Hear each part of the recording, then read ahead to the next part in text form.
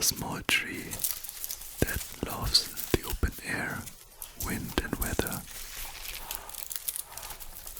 Just like in nature, it reaches a considerable lifespan. There are many hundreds of years old bonsais. It is the ideal embodiment of its own kind, and it's able to reproduce the magic of an entire landscape. If you have a little skill with plants and a few free hours in the week, bonsai culture is the ideal leisure activity for you as well.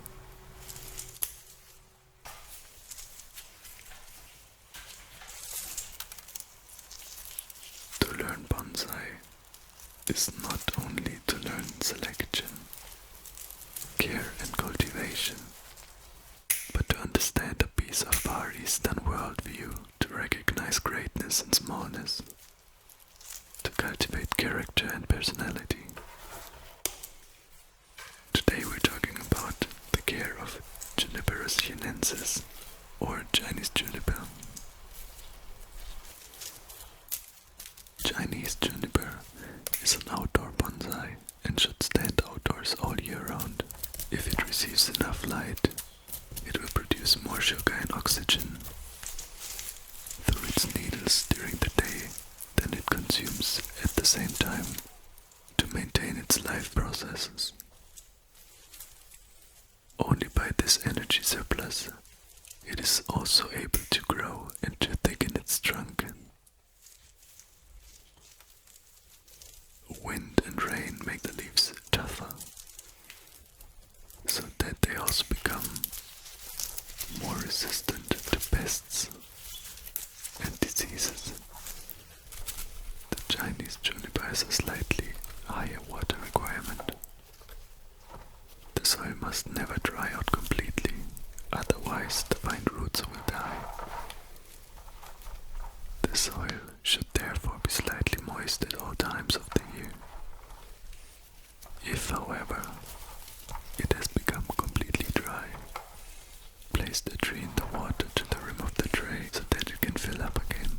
When watering, the whole plant should be sprayed with a very fine spray, so that the soil is not washed out. In this way, the needles are freed from the dust and the humidity is increased for some time.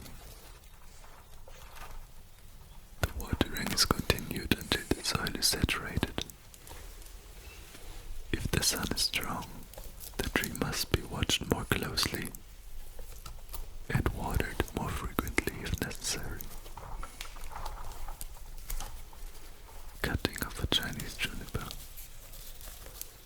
The juniper is kept compact by plucking the new shoots during the growing season,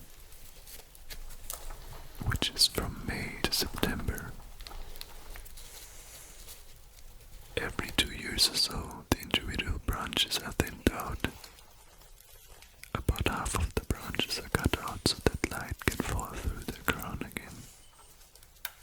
The roots are cut back when transplanting so that there's a good balance between the crown and the roots.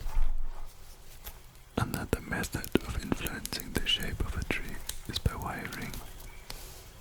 To shape the trunk and the branches, they need to be spirally wrapped with aluminum wire or copper wire. The wires wound tightly but not too tightly, in equal turns from the bottom to the top, and then bring the branches and twigs in the desired direction.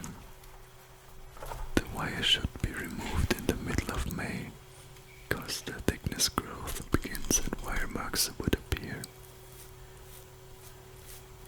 The old bark is removed to prevent bark beetle infestation and to give the bark its beautiful reddish color. Lime sulphur is a foul-smelling liquid that bonsai enthusiasts brush onto dead wood in order to produce a distinctive white color. As the lime sulphur dries, it bleaches or stains the wood with a white, chalky color. Lime sulphur was originally developed as a winter wash, fungicide and insecticide.